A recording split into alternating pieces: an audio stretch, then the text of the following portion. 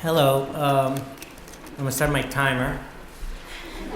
Dawn said two things. I think you said you were going to keep to your time, and then you also said you were an easy act to follow. And so you said one truth and one lie.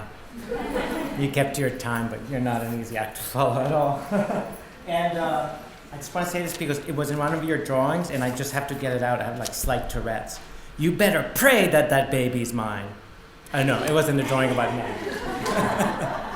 It was like, in any case, I graduated in 1987, and it's interesting because I participated in some crits yesterday, and I was like, and this morning I was like, man, I was a bit tough because I didn't know anything as an undergraduate, and I mean the greenest you can imagine, right? I didn't even know art magazines existed when I left Brown.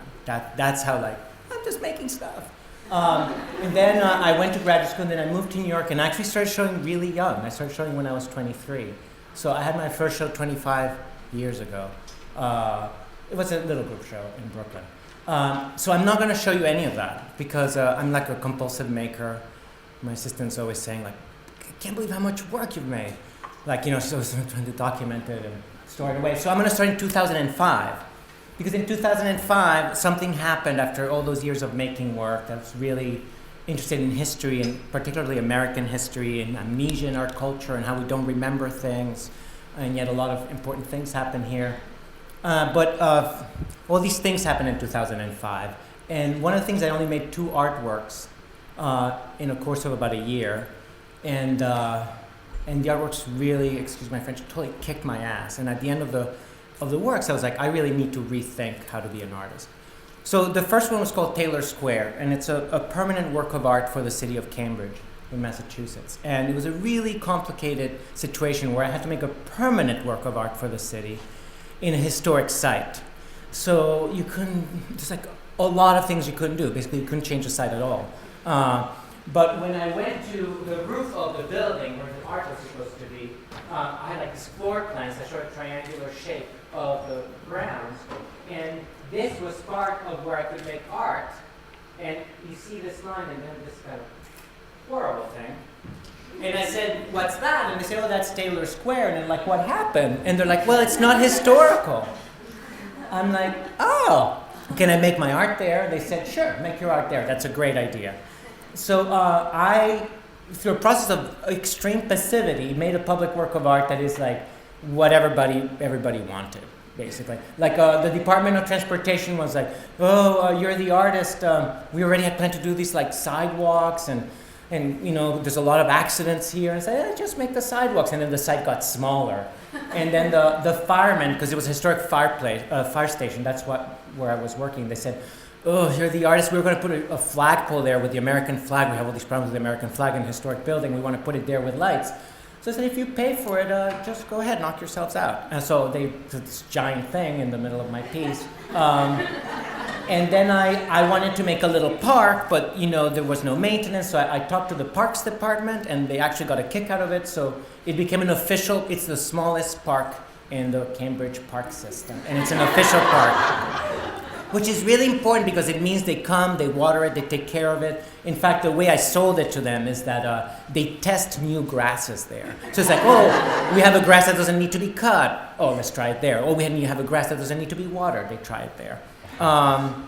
But I still had money to spend. So I called the people who supply fences for the park department. I said, I need a fence for my park. And they're like, you're the artist. What's the artistic vision for the fence? And I said, I don't know, like, do something nice, something you like to do. And they're like, all right. So they send me that. And I hired a locksmith, and then the locksmith made 2 locks. They're always locked on the outside, and they're always open on the inside. So even though the park is locked, you can just reach over and open the door. What I did is I took the bulk of the commission money, and I made 5,000 keys. On the one side, they say Taylor Square, and the other side says copy me, which is the reverse imperative of a key in a locked space. And it has some civic imagery, you know, like very basic. And then I stuck it to this poster I made. So it was like life size and it got glued to that red one.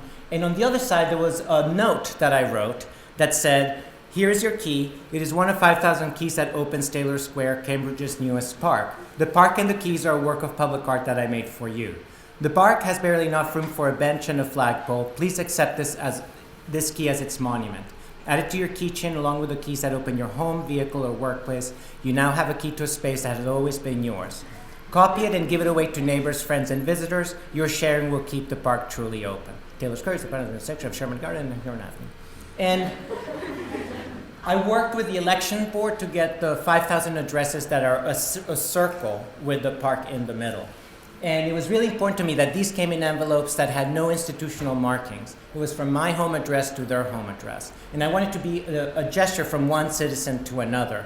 And also, I was really interested in the idea of permanence and monument and the kind of ways we inscribe public space with art, right? And that art usually has words. And try to disperse it and make it part of the community. And also, how can that community then participate and disperse it even more? So ideally, this is where the work lives, and hopefully that is where it works. So I'm really interested in this idea of participation or non-participation, specifically as to how it relates to apathy and democracy, and why do we feel like we can participate in some things and not others? Why do we want to participate in some things and not others? And language. So I look a lot at speech acts because it's a very specific kind of language. So for example, I make these lecterns. I make maybe one a year or every 2 years. They're really simple. They're just like these suitcases that open up, and I have like these clay tablets. They're on, so they have like a little LED, so you could speak into it. And the text is always a text that makes a difference if you say it out loud or not. So they might say, "Do you solemnly swear that you will consider all the evidence in this case, follow its instructions given to you, deliberate fairly and impartially, and reach a fair verdict, so help you God?" And I feel like everyone knows when they read it in their brain, just silently, that it will make a difference if you speak it out loud or not. So it's in a way, the oath to tell the truth is a kind of a social contract that becomes very strong and very evident. So I like to use these speech acts to sort of show something about the social contract of society. And the reason I made them like this is because text is a really tricky thing to use in art, if any of you have tried. And I wanted to bring text back to a kind of non-abstract sculptural level. And I'm a super fan of the Sumerians, don't ask me why. But I really love that the materials of their buildings and the materials of their books are the same, right? Like they made everything out of clay. And they're also the culture that invented writing, supposedly. So I felt like maybe if I bring it back to that clay tablet level, it will work. But first I tried like a reed, and then I wrote freehand, and that wasn't working. So then I modified typewriters, and they take slabs of wet clay, and you just kind of type away. So another speech act, which is one of my favorites, is, and I really grew up in a sort of godless, materialist family. They're like, God is dead. Those were my first words. But I was really interested in magic, because magic is the ultimate speech act, and it requires a lot of faith, right? It's like if you believe in magic, you say the spell out loud, and then it happens. And but since given my nature, I didn't really know anything about that except for abracadabra, and I thought abracadabra would be too embarrassing to use in a work of art. So I did what any self-respecting 21st century artist did. I went to Wikipedia to find out more about this, and it claimed that abracadabra is Akkadian. It's an Akkadian word. Aramaic. It's an Aramaic word that means I create as I speak. And I was like, oh, of course, that's perfect for an artist, right? Isn't that what we're trying to do, to create through speech? So then I just took that word, sentence, I create as I speak, I create as I speak, I create as I speak, and it's repeated over and over and over and over and over again. And the repetition of the sentence by adding the letter M and leaving blanks can modulate an image of the full moon. So as you get closer, you realize it's just 8.5 by 11 paper with this obsessive repetition of the incantation. I create as I speak, I create as I speak. And you can still make it out. It repeats so many times that even as it breaks, you can still read it. Once upon a time, when I was a child, this was the only way computers could print images, by ASCII art. And algorithm or the little piece of code that makes that possible still lives in the internet. So I was able to take that and just rewrite some of the code so it uses this sentence instead of, whatever letter is best. And of course, I take just one sample of the moon and put it on a lectern so you know that you can read it. Oh, you're gone. Come back. Please. Abracadabra. Abracadabra. It's funny. I touched my phone and the image disappeared. It's close to the table. All right, I'm going to take this out. I'm going to put it back in. No. Oh, that seems tricky.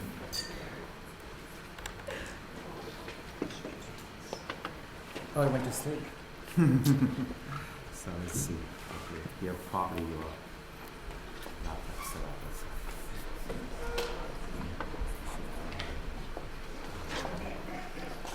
Oh, there it is. Oh. You make it seem so easy. So, and I want to show you, this is important to know that this interruption was good, is that I still have like these two practices. One is in the studio where I like to make things in the studio. I like to be able to make things with my hands, or at least I can control and with my own budget and my own time frame. And then I'm also doing these other public projects which are infuriating. There's no pleasure in making this work. There's pleasure in what it does in the world, but it's not a sensual experience. The material is bureaucracy, other people, budgets, getting things sourced out, trying to convince people to do things for cheaper. So it's not great. So I have to go and do that, and then I have to go back to the studio. I go back and forth. So I was asked to be in the Sao Paulo venue, and being from Latin America, this is probably like the most meaningful thing that could have ever happened to me. This is like being asked to be in the Olympics, right? It's the first biennial. It's the first international biennial. Like Venice is the oldest biennial, and it was in Venice, and it was international. But it was the only international art biennial, Venice. And then the Brazilians, almost more than 50 years ago, had an idea. It's like, why don't we also have an international biennial? Every country had biennials or things like that, but they were national. And they're like, why should Venice do this? And they wanted to do this as a kind of, hello world, we are here. And they commissioned this amazing, amazing modernist building, all built on like multiples of 10 meters. There's no partition walls. It's a perfect grid. Beautiful. So I went there and I asked to see the front door, and they took me to what was going to be the front door historically, and they were going to use it again in this instance of the biennial as the front door. This is the lock. This is the key to that front door of the museum. There are no stairs. There's just a system of ramps that takes you to the 3 floors of the exhibition. It's a Niemeyer building. It's amazing. And my piece is here on the corner. It says Talisman. It was really popular. It said my key, your key, our key. And it was just people stood in line. And when they got there, there was a deal. If you let any of your keys, any key you chose that you had with you, to be copied, the key maker would make a copy of your key. Then he would put a copy of your key and take a blank that I had designed out of the wall, take the front door, the key to the front door of the museum, and make a key. You, meanwhile, would sign a contract that you signed along with everyone else, so all your signatures would accrue, that basically said, when I come to the museum on my own, with my own key, I will put my backpack in the lockers, I will not smoke, I will not touch the art, and they basically, the legal department just wrote all the rules that you have to follow if you're a museum viewer, and you just basically signed off that you would do it on your own, that you didn't need to be invigilated to do it. And also you were aware that you were joining this contract with other people. And the text of the contract was in 3 languages, and it was also signed at the top by me, the 2 curators, and the director. And the idea was like, this is what an exhibition is. This is what art is. It's this agreement between all of us. Some to make art, some to present art, some to look at the art. And once that was done, you got your fresh key to the museum. And it had these little things. This that I ripped up from Goya, from a great print called Trust, La Confianza, and the other one just showing a little icon of the ramps. And the key maker had a great idea when he would always give the key away, and he would say, make sure your key works before you leave. Sometimes fresh copies don't work. So there was this incredible doubting Thomas moment where people kind of a little bit in disbelief would go to the front door. Oh, it's happening again. And they would just sort of put the key on and try it. And then be like, oh, it really does work. And here's an image of that. Okay, we're going to do the little trick. Go to sleep, wake up. So just try a different dongle. It's the same thing, but might. Can we ask a question? Yeah, you can ask a question. So what if somebody decides, or a group of people decide to come back at 3 a.m. and use their key and see what they can take from the museum back home with them? Well, everything is a negotiation with this kind of work. And the reality is, and I did a similar piece in New York that I'm going to show you in a second. And You taught us. And in that piece, I spoke with the museum, and they agreed also to do something that seemed transgressive. And then they said, we really can't stop anyone from destroying a work of art. What there are in this museum are things to catch you if you destroy a work of art, right? There's cameras, there's guards, there's security systems. And that's what holds you accountable, right? Like, that's the social contract. It's like the work is unprotected, and every so often someone shows up with a knife and hacks out a painting, and they get caught. So what most museums where I've done things like this, they're actually pretty cool. They're like, it's not going to be any more vulnerable now. There's a knife guard, there's a camera, right? It's like someone who's hell-bent on destroying something or stealing something, they're going to do it no matter what. So Is part of the contract to only come during open hours? Or no, the contract is that you can come after hours. And it wasn't full 24/7 because the museum is in a park, and the park closes at midnight to 5 a.m. But it was enough to get from 6 p.m. to midnight, and from 5 a.m. to 10, you could let yourself in. But everyone has seen the show, so why would you ever go back? So I also think about things like this. In fact, I'm trying to make another piece with the penny. This is also kind of a monument, right? It's like metal, it's permanent, we carry it in our pockets, and it's like, well, how can I use this? And also, what does the viewer have? Like when I make interactive work, it's like, well, you have your voice, I can use that, I can use your weight, I can use a little scrap of paper if you have it, or a pen, but like I can't ask you to, please do this really elaborate thing with my work, because you don't come prepared to participate in that way. But most people have spare change, so I made this little penny crusher. It doesn't cost 50 cents, you just put your penny and you crush it, and when it comes out, it's just a re-edit of the penny. I leave a ghostly image of it, and I just leave 2 words, we trust. And just trying to get back as to, like, is this really what's inherent in this thing that we do with currency? And I'm really dyslexic, so I always like to tell myself that it also says trust me. But I think that's just... So eventually all these things led to Creative Time asking me to do a piece for them. And I had this piece already under my hat for a couple of years, but just no one thought it would be possible. So what I did is I did several key pieces, each one a little more accomplishing something that people would not believe it was possible. So by the time I gave the key away to a museum, I thought I'm ready for this. So I proposed to do a piece called Key to the City. And the Key to the City is interesting because on the one hand, I want to take this symbol, which is really just a medal if you think about it. It's like when someone does something really amazing, they get it. But it doesn't really open anything. So what I wanted to do was to create a new Key to the City that would open 24 sites throughout the city of New York. So I went and I changed the locks of different places so it would be opened by the Key to the City. The Key to the City became like a master key to that. And the sites kind of remapped, not remapped, but they were like a list of the kinds of public spaces that make up a city. So this is the baptismal chamber in St. John's the Divine, which will be the largest cathedral in the world when it's finished, a couple hundred years from now. This is an example relating to the question. This is the George Washington portrait by Peale at the Brookings Museum, and there's one of those kind of concealed doors. You're not supposed to notice it. And we changed the lock so you can kind of look behind the wall of the museum and see what's inside. This is the bathroom of Louis Armstrong in his house in Queens, and you can enter. This is an American flag and a vitrine by Representative Drum for Queens. This is a P.O. box, so it became a shared P.O. box, P.O. Box 126.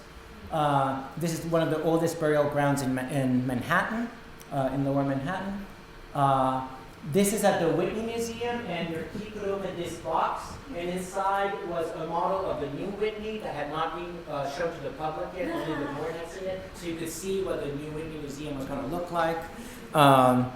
This is the only tortilleria in New York City that makes fresh masa, and this the key allowed you to open the door to the kitchen. These are the gates to the city of New York. If you come in by foot, from New Jersey. This is one of the few ways structured by foot, and then these double doors open, and Port Authority changed the lock so you could, have the doors do this. And this is also part of public space. It's infrastructure. So the key could turn a light in Bryant Park on and off. The other thing I was interested in is this, right? You have to be in history to get the key, and only the mayor of New York City, the holder of that office, has the power to bestow the key on anybody. And I wanted to change that so it would devolve, and anyone would be able to award the key to the city to anyone they saw fit. So I negotiated this with the mayor's office, and on the day of the opening, the mayor of New York came and gave a press release basically saying, I, the mayor of New York City, devolve the power of awarding the key to the city to all the citizens of New York, and this is the new key, and anyone can give it to anyone else for whatever reason they see fit. So immediately after he said that, I jumped in and I awarded the mayor the key to the city. That was the first key that was given away. And then for 1 month in Times Square, there was this line of people, and then there'll be volunteers say, are you here for the key to the city? And be like, yes, I'm here to give the key to my daughter. And be like, great, it takes 10 minutes. And then be like, what about you? Are you here to get the key to the city? He's like, no, I'm here to get the key to the city. He's like, no, you can't get the key to the city, you can give it away. So then they would pair two people who came alone and get to know each other and find a reason why you deserve it. Then people would stand in line. Then here they would get a little passport that had the oath you had to say because it's an official ceremony. And they would fill it out so they could rehearse it. They also got the keys. Then they went to the red carpet because this is an official event. And then after you got to the front, we wanted to do it 2 by 2, like one person at a time, but it was so popular that sometimes it was 4 by 4, sometimes it was even more. And then people would come. There's like a little commons in the madness of Times Square. There was a plinth that contained ledgers, okay? So people would fill the ledgers facing each other, like their name, the date, who they were giving the key to the city and why. And then there was an oath you had to say out loud, and then you awarded the key. And usually what happened is you gave the key to someone and they gave you the key. You gave it to each other. And then usually there'd be like little hugs. And there was like a kind of dynamic. There'd be like families would come, strangers would give the keys to each other. And then there would be a lot of like lovers. Like these two people had met in Times Square like 50 years ago, and they came to celebrate. So there was like a lot of things like this. This is what the key looked like. It was just sort of an image that reminded you of the exchange. And in a way, what I achieved with this piece, I think, is that I wanted to take a civic symbol and kind of weld it to a personal history, so that it became important because it was the key to the city, but it was also important because Judy gave me this, right? Or so it had like these two things, like a personal reason and a kind of civic reason occupying the same space. There's my daughter turning the light on and off. This we weren't quite prepared for, is that it had like a whole other thing that happened that was slightly out of our control. Like people leaving notes for each other. People would come, they would touch the flag, but then if you lifted the flag, people had put things behind the flag. People started writing the address, visiting the P.O. box, then mailing letters to future viewers at the address, saying what else to do. So there was like a competition between two hand puppets as to who would visit all the sites first. And it was like green puppet versus bunny puppet, and they had different styles. Green puppet would never show the puppet master, and this one always included the kind of selfie. Lots of selfies, like I was here. And also the sites decided on their own kind of what to do with the space. So this was a non-profit in the Bronx, and there was this weird shed, and then they agreed to change the law.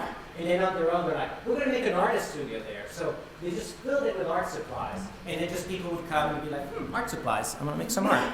How are we doing with time? I have 5 minutes. So I'm from Honduras, which is a really tiny country in Central America. And what's odd is I've never really made art there. There's also very little cultural infrastructure. There's more infrastructure now. And I've only made one piece. And I made that piece because someone from Honduras, a really great artist, Adam Vallecillo, started to email me and said, like, hey, we know about you, and we're trying to, like, connect with artists from Honduras or around the world. And then these emails led to this idea that I would make a piece there. So it had a massive ad campaign. Here you can see one of the flyers. And one interesting thing about Honduras is that Honduras has more governments than years of independence. So when I was a kid, you learn history in a really weird way. You learn like independence, fast forward to the present. Because the rest was for over 100 years, just complete chaos. So I always had this fantasy that the history of the country that you learn mostly verbally and orally, through oral transmission, could be compiled in one event. So I had like these flyers and also had these radio ads that said, for 24 hours only, come to the Cinematheque. And we had all these typists and come and dictate whatever part of the history of Honduras that you know. And at the end of the day, at the 24 hours, we're going to have the entire story. And it had a tone of unbelievability. Like everyone understood that this is not quite possible. But it was an interesting gesture. So I hired all the typists from the Typist Academy. And then it happened at the Cinematheque, which is a really small place. And then people just started arriving through the 24 hours. So I took some of my budget and I subsidized travel fare for people who live far from the capital. And I was like, look, if I pay for your fare, the conditions, you have to stay the 24 hours. When it's slow, dictate your story. If it's busy, just make room for other people. So that was a way to always activate it. There was someone making portraits to not have too much of a camera intrusion. There was also it got catered 3 times in those 24 hours, so there would be food and there was like music. It was just like trying to keep it going. This is the director of the National Archives of Honduras, the man with the beard, who was interesting. He came, he said, I want a copy of this and I'm going to put it in the archives. It was just an interesting project, but I always think of this project, especially after Key to the City. Key to the City gave away 18,000 keys in 1 month. So that was 18,000 participants. This had maybe 100 participants, I would say. And this idea of how many viewers are enough, right? And what is the quality of the experience? If you make an artwork and you change one person's life, is that enough? What if 1 million people see your work but does nothing to them? So what exactly is our relationship to audience? And this project is not a piece that's ever going to be exhibited. Its audience are its participants. And it only exists now in this kind of lecture format. So I'm comfortable with both. It's like some things are for exhibitions and they're shown and they're shipped and they're shown and they're shipped. And some things happen and then they disappear and that's fine. I made forms. I think a lot about what makes people participate. So they'll give them a blank piece of paper. Just make a template where their words are going to go. That's more reassuring.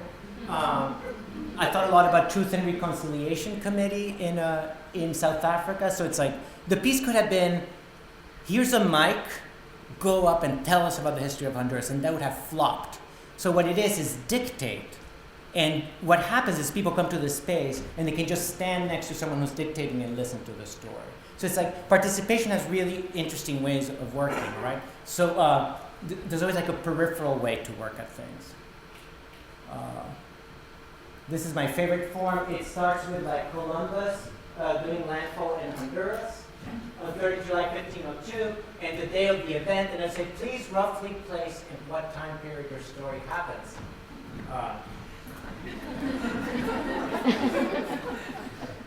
Well, how are we doing? I have 1 minute and 14 seconds. I didn't get too far. All right, I'm going to do what Dawn does. I'm just going to go fast. Oh, okay. So this is the national monument in the center of the capital of Honduras. It's a monument to our hero of independence, Francisco Morazan.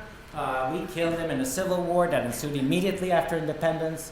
And then when things cooled off, we sent some functionaries with a lot of money to Paris and his death mass to commission this statue. All the money was stolen, and they went to a second-hand shop and bought a statue of General Ney, who was out-of-favor Napoleonic general, and that was put in the center of town.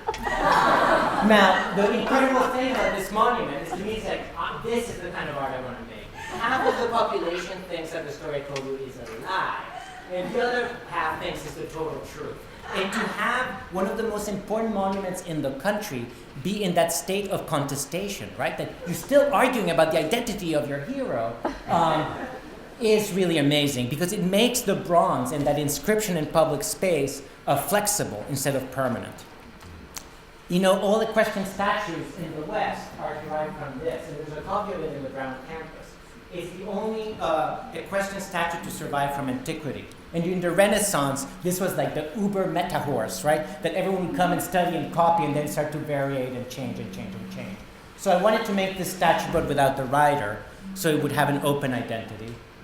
And also made out of a material, out of time, that would be able to take our inscriptions, not just one permanent inscription. So that's outside, you can go play with it. So it's cork and push pins, and you make it mean whatever you want. All right, thank you.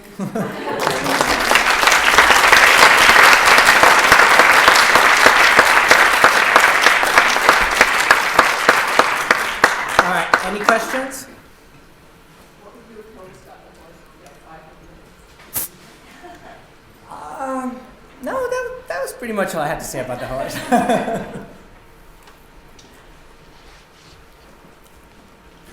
Yes, ma'am. Well, you had mentioned that in 2005 something happened that kind of changed the way the star got recorded. And I'm just wondering what that was. Oh, very good question. I forgot to say that. I think what happened was the park. The park and another piece that's really hard to explain, that also had to do with the key exchange. I thought, this is the best thing I've ever done. The people like the piece. I like the piece. I think it's meaningful. They don't care that it's a work of art. They don't care that I made it. My name is not in it. It's outside the frame of the art world. It's not going to get a review. It's not going to get me a show. It cannot be sold. It doesn't bring me any glory. I can't walk around Cambridge saying, "Hi, Paul Ramirez, Jonas." It's like, "Oh, thank you." No, nothing. Right? So it was like an ego crisis because it's like authorship and ego are tied, right? But when you make public art, if it works, your authorship kind of peels away. Right? Like, we don't go around like, I'm going to go see that sculpture by that French guy in the harbor. You're like, I'm going to go see the Statue of Liberty. Right? It was a crisis because I was like, I want to make more work like this. I'm also not stupid. I know I'm going to be shooting myself on the foot if it's completely anonymous. How do I resolve this? And also, I felt like I couldn't go back to the old work. That was like very authored. You know, it was like my hand, me, what I think. And I wanted to make more of these collective works. So yeah, that was the crisis. Did that answer your question? Oh, and I had a kid. Well, I didn't have a kid. Any questions more? Yes? Can you talk a little bit about the photocopier piece that's out in the lobby? Oh, yeah. When I participated or interacted with it, I felt a little bit like I'd been had by the piece. Like I Really? wanted to know what it said or something, and I was like, Oh, that is a strange experiment. Because I'm really interested in the copier as a pedestal.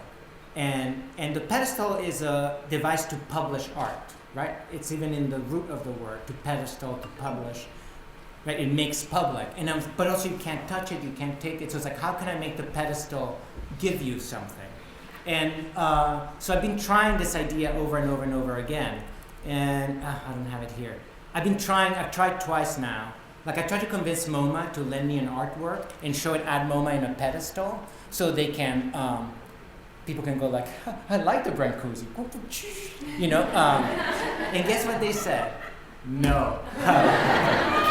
I did convince the Portland Art Museum in Portland for 4 hours. They lent me a 19th century plastic replica of a Roman statue that's a replica of a Greek statue. And I made a piece called Copies, you know, copy.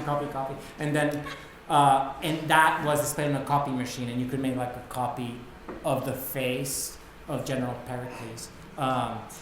So I'm just trying to figure out, and that's something I do a lot. It's like I'll do in a show, it's like, I know these pieces work, I know about this one, we're experimenting, so I'll put it there, and then I'll see what happens, and then it'll have a different incarnation a little bit later. Yeah. well, why is the book blank? That is a really strange reason. But I love tombstones, and there's a kind of tombstone that is like the book and the dates, that birth and death, and I was like, it was like the inversion of the tombstone. It's super obscure, but and I thought I was going to write something, but I didn't know what. And then I was trying it, and then I made a copy, and it looks weirdly like a butt crack or something. And I was like, oh, perfect.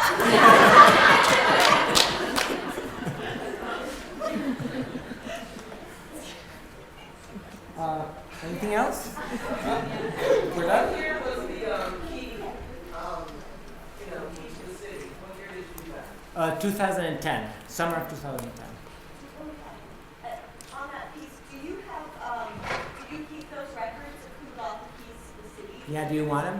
I actually have, yeah. I want access to them. Sure. Come over to the studio. Okay. All the pieces are generating. Actually, it's a funny thing about the horse, because the last time I showed it was at a museum. They harvested all the notes and put them in acid-free envelopes, and the thing returns, and then like a week later, the shippers bring another box, and I'm like, "What's this?" And it's like, no, hundreds of notes, and I feel like there's a lot of work that's generating that, and I don't know what to do with it. So, but something in the future, yes. What kind of work were you making pre-2005? Were you doing other public work that had your name on it, or? Yeah, but I would say that's so predatory works of public art. When you're like, we like your work, do you want to make a public art with all this money? And you're like, I'm just going to make a bigger version of what I already made. But then it started to change me, because I was like, it's really different to put in the public space than in a gallery. Then you start to really ask yourself, what is art for, and who is it for? And so there was some public work, but it was like that. It was like, I have this idea, and I'm just going to put it here. Yeah. I was thinking about the site, not about the people in the site. And that's what changed, I think. Thank you.